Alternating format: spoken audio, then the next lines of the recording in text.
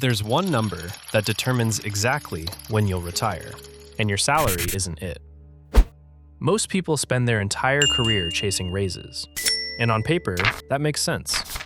More money in, more money saved. Except that's not what actually happens.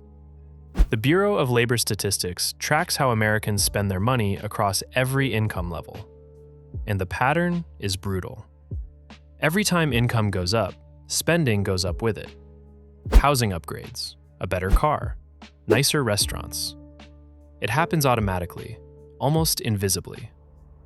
By the time the raise hits your account, it's already spoken for. This is lifestyle inflation. And it's why the average American savings rate right now sits at just 4.5%. Half the country is saving nothing. The bottom half is actually spending more than they earn. So if salary isn't the lever, what is? Your savings rate. Here's the math. And pay attention because this is the part most people never see. If you save 10% of your income, you'll work for roughly 43 years before you can retire. Save 25%, that drops to 32 years. Save 50%, you're done in 17. Same income, completely different life. The only variable that changed was the percentage you kept. But here's the part that makes this even more powerful. Spending less doesn't just increase what you invest. It simultaneously lowers the number you need to retire. Because your expenses in retirement are lower too.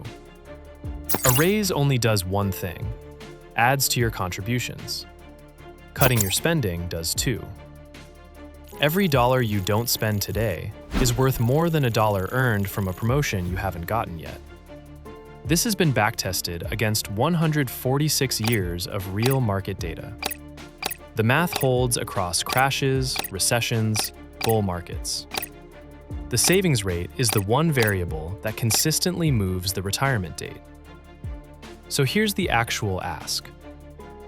Not a promotion, not a side hustle. 1%. Take whatever you're saving now and move it up by 1 percentage point this month. That's it. Because the raise you've been waiting for won't change your timeline. But 1% more saved, starting today, will.